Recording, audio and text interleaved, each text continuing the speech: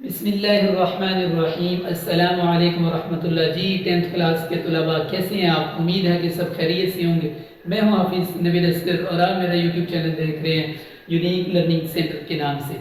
آج میں آپ کے لیے لے کے آیا ہوں 10th کلاس کے امپورٹنٹ شارٹ کوسچن، کون سے آپ نے خلاصے کرنے ہیں جو ہر سال ریپیٹ ہوتے ہیں، کون سے مضامین کرنے ہیں اور کہاں سے آپ نے کن نظموں اور غزلوں سے آپ نے اشعار کی تشریح کرنی ہے، یہ ساری چیزیں میں آپ کو آج کی ویڈیو میں بتاؤں گا۔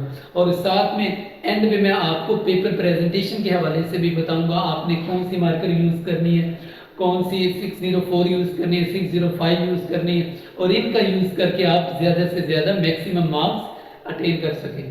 تو موو کرتے ہیں وائٹ بورڈ کی طرف۔ سب سے پہلے کوشچن آپ کو پوچھا جائے گا ایم سی کیوز کا۔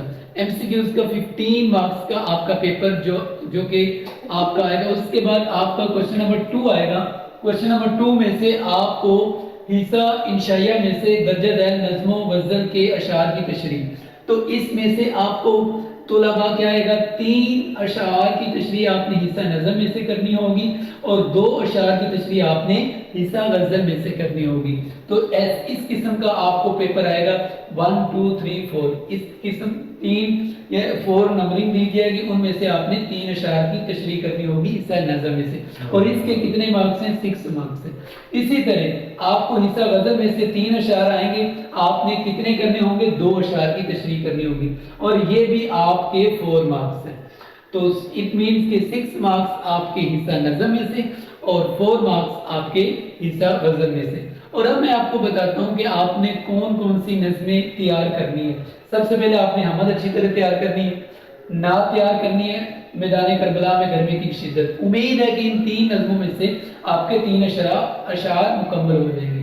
اسی طرح آپ نے غزلوں میں سے کون سی 4 غزلیں اچھی طرح تیار کرنی ہے۔ آدمی سے ملتا ہے جگر مراد آبادی کی، مصیبت بھی راحت فضا ہو گئی حسرت معانی کی، سر میں سودا بھی نہیں فراق گور کپوری کی، اسی طرح یہ فخر تو حاصل ہے ادا جعفری کی۔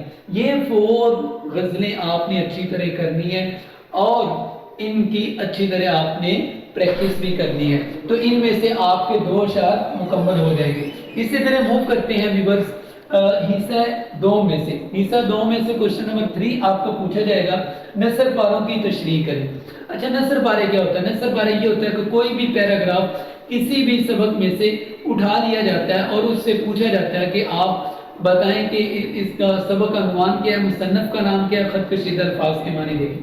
اور یہ آپ کو آئیں گے الف اور با، 2 پیراگراف آپ کو آئیں گے، نثر پارے آئیں گے، اور دونوں کی آپ نے سلیس تشریح کرنی ہوگی، اور یہ 10 مارکس کے ہوں گے۔ اب آپ نے کون سے نثر پارے کرنے ہیں جن میں سے زیادہ تر پیراگراف لیا جاتا ہے اور ایگزامینر پوچھتا ہے طلباء۔ سب سے پہلے مرزا محمد سعید، پرستان کی شہزادی، استنبول، علی بخش، نامدہ مالی۔ یہ 5 اسباق آپ نے اچھی طرح کرنے، ان میں سے آپ کو 2 پیراگرافز آپ کے آ جائیں گے اور آپ کے 10 مارکس ایزیلی آپ حاصل کر سکو گے۔ اسی طرح طلباء کوشچن نمبر 4 آپ کا بورڈ میں پوچھا جائے گا، درجہ ذیل سوالات کے 5 مختصر جوابات دیں، یعنی 10 مارکس کے آپ کے 5 یعنی شورٹ کوشچن آپ کے ہوں گے۔ اور یہ شورٹ کوشچن آپ نے کہاں سے کرنے ہیں؟ یہ کسی ایک چیپٹر سے نہیں آتے، 2 چیپٹر سے نہیں آتے، 3 اسباق سے نہیں آتے، یہ تمام اسباق سے وہ کوئی نہ کوئی شورٹ کوشچن پوچھ لیتا ہے۔ تو اس لیے آپ نے کیا کرنا ہے، آپ نے تمام مشقی سوالات جو ہر سبق کے اینڈ میں وہ کر لینے ہیں۔